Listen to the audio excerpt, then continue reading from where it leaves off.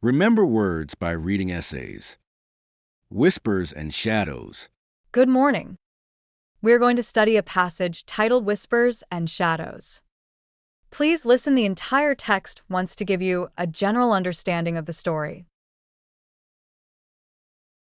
Clara had always been ambitious, yet the corporate world was rarely kind. At the weekly board meeting, she noticed colleagues tut-tooting about the new policy changes, murmuring their discontent.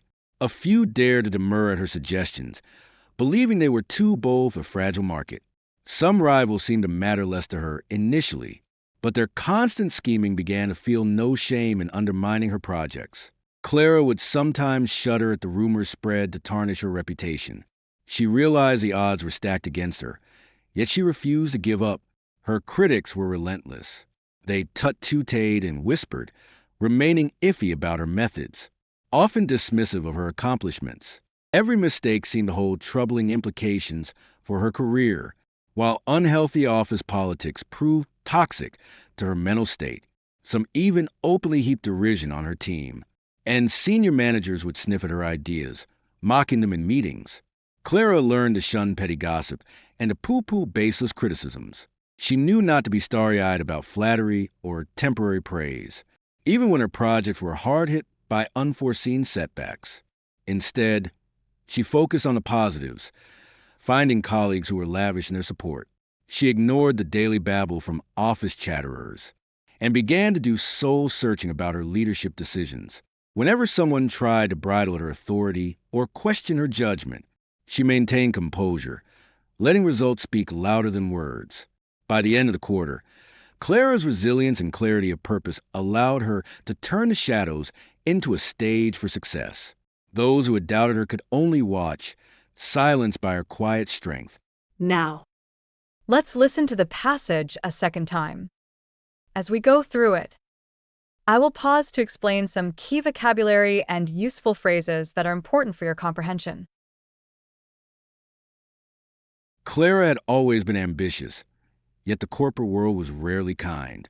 At the weekly board meeting, she noticed colleagues tut-tooting about the new policy changes, murmuring their discontent. The phrase tut-tooting about describes a quiet, disapproving reaction. Tut-tut is a sound people make to show mild criticism or annoyance, often without directly confronting someone. In the text, it suggests colleagues are expressing judgment in a subtle, somewhat passive way. So is it like complaining? Yes, but more restrained and indirect, less open than outright complaining. Does it show strong anger? Not really. It usually signals mild disapproval rather than intense emotion. A few dared to demur at her suggestions, believing they were too bold for a fragile market. The phrase demur at means to express hesitation or polite disagreement, often without being confrontational. In the text, when colleagues demur at her suggestions, they are not openly rejecting them but showing doubt or reluctance in a careful, indirect way. Is it the same as refusing? Not exactly. It's softer than refusing. It suggests hesitation rather than a firm no. Does it sound formal? Yes. It's somewhat formal and is often used in professional or polite contexts.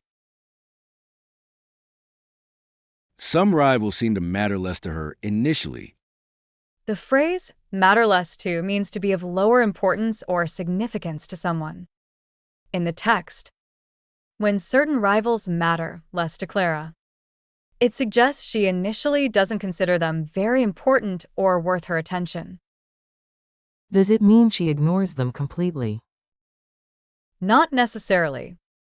It just means they are not a priority at that moment. Can it change over time? Absolutely. Something that matters less at first can become more important later, as it does in the story. But their constant scheming began to feel no shame in undermining her projects. The phrase feel no shame in means to do something without any sense of guilt or embarrassment. In the text, it shows that her rivals openly undermine her projects and are not at all concerned about how inappropriate or unfair their actions are. So they know it's wrong but don't care. Exactly. They may be aware, but they lack any feeling of regret. Is it always negative? Usually, yes. It often describes behavior that others would consider improper or unethical. Clara would sometimes shudder at the rumors spread to tarnish her reputation. The phrase shudder at means to react with a strong feeling of fear, disgust, or discomfort. In the text, Clara shudders at the rumors, showing that they deeply disturb her, almost causing a physical reaction. Is it always physical? Like shaking? It can be physical, but it often describes an emotional reaction that feels physical. Can it be used for imagination? Yes. You can shudder at the thought of something unpleasant, even if it's not actually happening. She realized the odds were stacked against her, yet she refused to give up. The phrase "we're stacked against" means that the situation is unfairly difficult, with many factors working in opposition to someone. In the text, the odds were stacked against Clara, suggesting she faced strong disadvantages from the start. Does it mean she couldn't win? Not necessarily. It means winning is harder, but still possible. Is it always about competition? Often, yes. But it can apply to any situation where conditions are unfavorable. Her critics were relentless. They tut-tooted and whispered, remaining iffy about her methods. The phrase "iffy about" means being uncertain or doubtful about something. In the text, colleagues are iffy about her methods, meaning they are not fully convinced and feel uneasy or skeptical. Is it a formal expression? No. It's quite informal and often used in everyday conversation. Does it mean they completely disagree? Not necessarily. It shows hesitation, not a firm rejection or opposition. Often dismissive of her accomplishments. The phrase dismissive of means showing a lack of respect or consideration toward something, as if it is not worth serious attention. In the text, some colleagues are dismissive of Clara's accomplishments, meaning they downplay or ignore her achievements. Is it like rejecting something? It's similar, but more about attitude. It suggests they treat it as unimportant rather than formally rejecting it. Is it always rude? Often, yes. It can sound disrespectful or unfair, depending on the context. Every mistake seemed to hold troubling implications for her career. The phrase "hold troubling implications for" means that something suggests or indicates possible negative or worrying consequences. In the text, every mistake holds troubling implications for Clara's career, meaning even small errors could signal serious future problems. Is it about actual results or just possibilities? It refers to possible outcomes, what something might lead to in the future. Does troubling make it stronger? Yes. It emphasizes concern, worry, or potential danger in those implications. While unhealthy office politics proved toxic to her mental state. The phrase toxic too means something that is extremely harmful or damaging. In the text, unhealthy office politics are described as toxic to Clara's mental state, meaning they negatively affect her emotional well-being and stability. Does it always mean physically dangerous? Not necessarily. It can refer to emotional, mental, or even social harm. Can it be used in relationships? Yes. People often use it to describe harmful or unhealthy relationships as well. Some even openly heap derision on her team. The phrase heap derision on means to strongly and repeatedly mock or ridicule someone or something. In the text, it shows that some people openly insult Clara's team, treating them with contempt rather than respect. Is it just teasing? No. It's much harsher than teasing. It carries a strong sense of scorn and disrespect. Does heaped make it stronger? Yes. Heaped emphasizes that the ridicule was piled on heavily and continuously. And senior managers would sniff at her ideas, mocking them in meetings. The phrase sniff at means to show contempt or disapproval, often in a subtle, nonverbal way. In the text, senior managers sniff at Clara's ideas, meaning they dismiss them with a sense of superiority or mild disdain. Is it like literally smelling something? Originally, it comes from that idea. But here it's metaphorical. It describes attitude, not physical action. Is it strong criticism? It's usually subtle but still clearly negative, showing quiet disrespect rather than open rejection. Clara learned to shun petty gossip and to pooh-pooh baseless criticisms. The word shun means to deliberately avoid someone or something. In the text, Clara learns to shun petty gossip, meaning she consciously stays away from it. Pooh-pooh means to dismiss something as unimportant or silly, showing a lack of respect or seriousness toward it. Is shun like ignoring? It's stronger than ignoring. It implies active avoidance. And poo-poo sounds funny. Is it informal? Yes. It's informal and often used when someone belittles an idea or criticism without serious consideration. She knew not to be starry-eyed about flattery or temporary praise. The phrase starry-eyed about means being overly idealistic or too easily impressed, often without seeing the reality clearly. In the text, Clara is advised not to be starry-eyed about flattery, meaning she should not blindly believe praise or get carried away by it. Does it mean being happy? Not exactly. It's more about being unrealistic or too naive due to excitement. Is it always negative?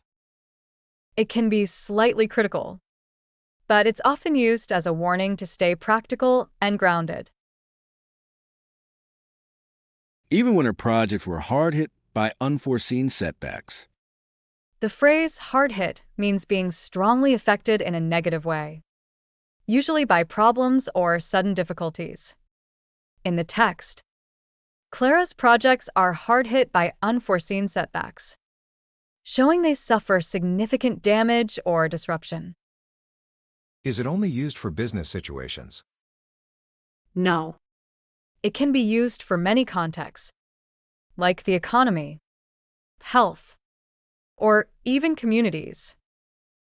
Does it mean completely destroyed? Not necessarily. It means seriously affected, but not always totally ruined. Instead, she focused on the positives, finding colleagues who were lavish in their support.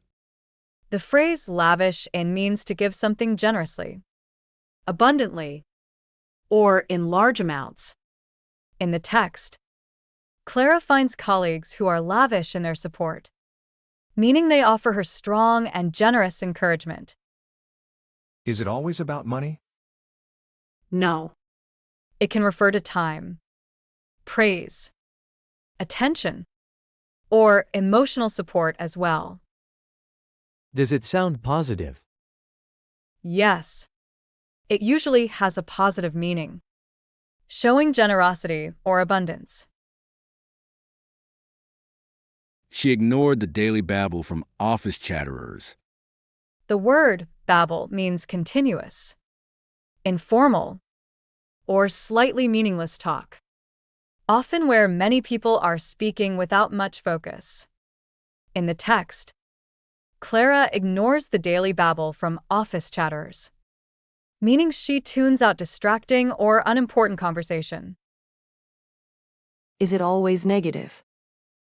Not always, but it often suggests that the speech is unimportant or distracting. Can it refer to children? Yes, it can also describe a baby's early speech. But in this context, it refers to idle workplace chatter. And began to do soul searching about her leadership decisions. The phrase do soul searching about means to deeply reflect on one's thoughts, actions, or decisions, often to understand personal responsibility or improve oneself. In the text, Clara does soul searching about her leadership decisions, meaning she seriously evaluates her choices and behavior. Is it like just thinking? It's deeper than ordinary thinking. It involves honest self-examination. Does it mean she feels guilty? Not necessarily guilt, but it can involve recognizing mistakes and considering how to improve. Whenever someone tried to bridle her authority or question her judgment, The phrase bridle at means to react with sudden anger or resentment to something, especially when feeling controlled or criticized. In the text, when someone tries to bridle at Clara's authority, it shows they resist or object to her leadership. Is it like being angry? Yes, but it's usually a quick, instinctive reaction rather than long-term anger. Why is it called bridle? It comes from a horse bridle, symbolizing a pulling back or resisting control. she maintained composure, letting results speak louder than words. By the end of the quarter, Clara's resilience and clarity of purpose allowed her to turn the shadows into a stage for success. Those who had doubted her could only watch, silenced by her quiet strength. Next, we will listen to the full passage once again. This time, try to follow along more confidently and notice how the words and phrases are used in context. Clara had always been ambitious, yet the corporate world was rarely kind. At the weekly board meeting, she noticed colleagues tut-tooting about the new policy changes, murmuring their discontent. A few dared to demur at her suggestions, believing they were too bold for a fragile market. Some rivals seemed to matter less to her initially, but their constant scheming began to feel no shame in undermining her projects. Clara would sometimes shudder at the rumors spread to tarnish her reputation. She realized the odds were stacked against her, yet she refused to give up. Her critics were relentless. They tut-tooted and whispered, remaining iffy about her methods, often dismissive of her accomplishments. Every mistake seemed to hold troubling implications for her career, while unhealthy office politics proved toxic to her mental state. Some even openly heaped derision on her team, and senior managers would sniff at her ideas, mocking them in meetings. Clara learned to shun petty gossip and to poo-poo baseless criticisms. She knew not to be starry-eyed about flattery or temporary praise, even when her projects were hard hit by unforeseen setbacks. Instead, she focused on the positives, finding colleagues who were lavish in their support. She ignored the daily babble from office chatterers and began to do soul-searching about her leadership decisions. Whenever someone tried to bridle her authority or question her judgment, she maintained composure, letting results speak louder than words. By the end of the quarter, Clara's resilience and clarity of purpose allowed her to turn the shadows into a stage for success. Those who had doubted her could only watch, silenced by her quiet strength. That brings us to the end of today's lesson. Thank you for your attention. And I hope this session has helped you better understand the text and its language.